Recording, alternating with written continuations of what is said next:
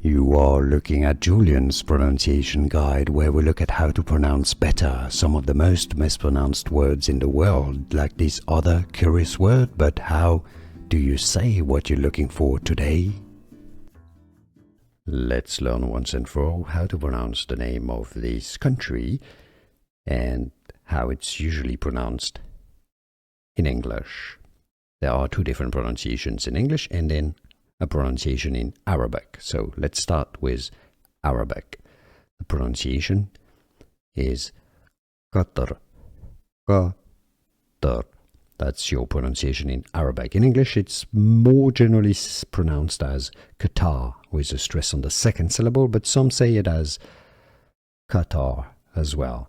Or more often, the Americans say it as Qatar. Okay, just like a cutter. The British would say cutter, which is used to cut.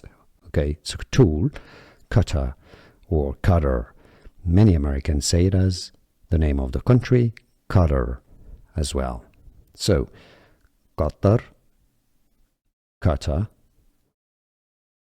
Qatar, Qatar.